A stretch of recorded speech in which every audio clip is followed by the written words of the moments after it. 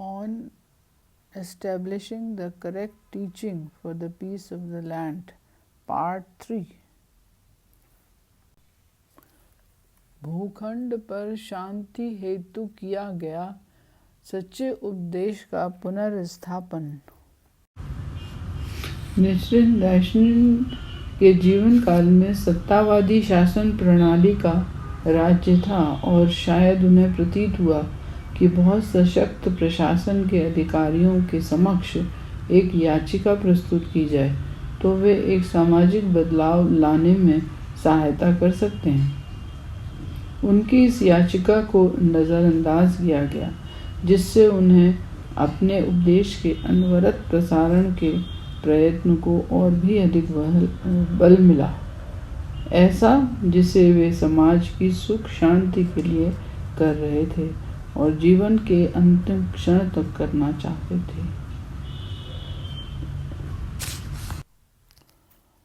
Benevolent king सूत्र में कहा गया है, जब कोई देश अव्यवस्थित हो जाता है तो वहाँ सबसे पहले आक्रोश व्याप्त हो जाता है, और जब आक्रोश की भावना फैलती है तो सारा जनसमूह अनियंत्रित हो जाता है।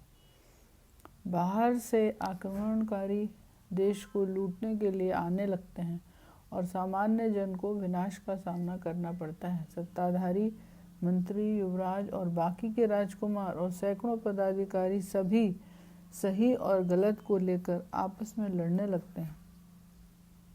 आकाश और भूमि पर आश्चर्यजनक और विलक्षण घटनाएं मूर्तिमान होने लगती हैं। 28 नक्षत्र, तारकगण और सूर्य चंद्र असमय उदित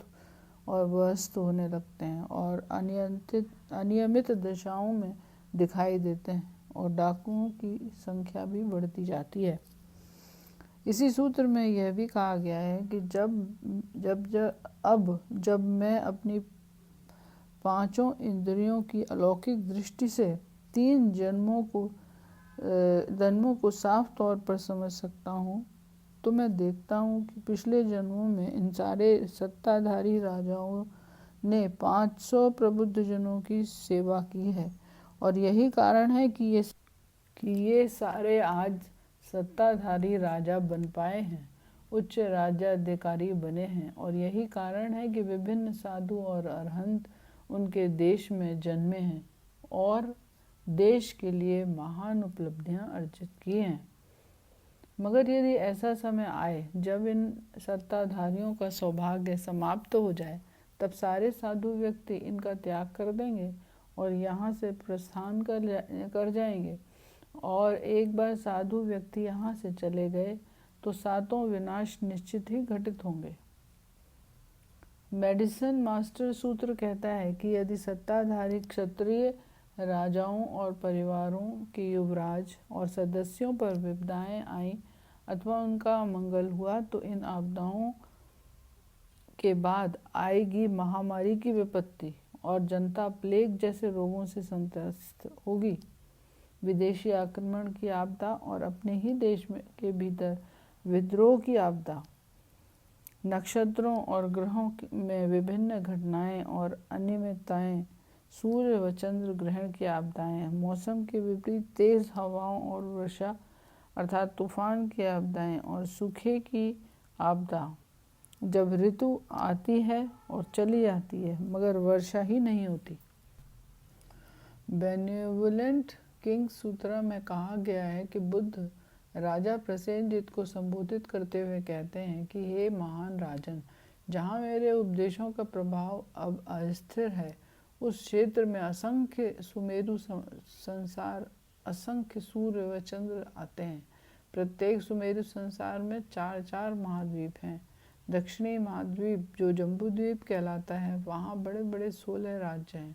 मध्य आकार के 500 राज्य हैं और 10,000 छोटे राज्य हैं। इन राज्यों में 7 प्रकार के भयावह महाविनाश हो सकते हैं। इन राज्यों के सारे राजा मानते हैं कि यह सब निश्चित ही विनाश हैं। तो अब प्रश्न उठता है कि आखिर ये विपत्तियां कौन सी हैं? जब सूर्य और चंद्र अपने निर्धारित मार्ग से अलग होंगे, जब ऋतुएं गलत समय पर परिवर्तित होंगी, जब एक लाल सूर्य अथवा काला सूर्य दिखाई देगा। जब एक ही समय पर 2, 3, 4 या 5 सूर्य दिखाई देंगे, जब सूर्य ग्रहण होगा और सूर्य अपना प्रकाश खो देगा, अथवा जब 1, 2, 3 या 4 या 5 कोरोना सूर्य के चारों तरफ दिखाई देंगे, ये सबसे पहला विनाश का संकेत है। जब 28 नक्षत्र अपने निर्धारित पथ पर गतिमान नहीं होते, जब शुक्र, मंगल, बुध, पुच्छल तारा, सप्तऋषि तारामंडल, 5 प्रमुख तारों का समूह और अन्य तारक समूह जो इस 27 नक्षत्रों वाली शासन प्रणाली को चलाते हैं, और समस्त तारामंडल के स्थान में कुछ असामान्य परिवर्तन दिखाई पड़ता है, तो यह दूसरा विनाश का संकेत है। जब भीषण अग्नि संपूर्ण राष्ट्र को अपने में समेट लेगी और लोग जलकर खाक हो चुके होंगे, अथवा जब दावाग्नि, दैवीय ज्वाला, बड़वाग्नि, प्रज्वलित अग्नि, पेड़ों की टकराहट से उत्पन्न अग्नि, जब यह प्रकोप विलक्षण स्वरूप में प्रकट होते हैं, ये तीसरा विनाश का संकेत होगा। जब भीषण बाढ़ जन सामान्य को बहा ले जाएगी, जब ऋतुएं असमय बदल जाया करेंगी, सर्दियों में बारिशें होंगी, गर्मियों में बर्फबारी होगी, सर्दियों में मेघ गर्जना और बिजली चमके और बर्फ, ओस और मूसलाधार बारिश से ये सब छठे महीने में हो, जब लाल, काली या हरे रंग की बारिश हो, जब धूल के पहाड़ और पत्थरों की बारिश होने लगे, अथवा जब धूल, पत्थरों, बालू और कंकड़ की बारिश हो, जब नदियाँ और झरने उल्टी दिशा में बहने लगें, जब पहाड़ तैरने लगें और पत्थर भयंकर तूफान में गिरकर बह जाएं, जब इस तरह के उपद्रव घिरने लगें, तो यह विनाश का चौथा स्वरूप होगा। जब तूफानी हवाओं के आघात से आदमी मरने लगें और भूमि, पहाड़ और नदियाँ और पेड़, जंगल एक समय पर मिटा दिए जाएं, जब तेज हवाएं असमय चलने लगें, अथवा काली आंधी, लाल आंधी, हरी आंधी, चक्रवात, बवंडर, भीषण लू और तूफानी हवाएं, जब इस प्रकार की विलक्षणताएं प्रकट होती हैं, तब ये पांचवा विनाश का स्वरूप होगा। जब स्वर्ग, पृथ्वी और पूरा देश भीषण गर्मी से तप रहा होता है, लगता है सारी हवा में आग लगी हुई है, जब सैकड़ों पौधे कुम्हला जाते हैं और 5 तरह के अन्न की फसलें नहीं पक पाती, जब भूमि लाल हो जाती है और संतप्त हो जाती है और सारे चर और अचर या निवासी नष्ट हो जाते हैं, तब यह विलक्षणता छठे विनाश को इंगित करती है। जब चारों तरफ से शत्रु घेर लेता है और देश पर आक्रमण कर देता है, जब उपद्रवी देश की राजधानी में और आसपास के इलाकों में घुस जाते हैं, जो आगजनी के मध्य, बाढ़ की आपदा के समय और तूफान आने के समय डाका डालते हैं, और वे जो अपहरता हैं या अपहरण करते हैं,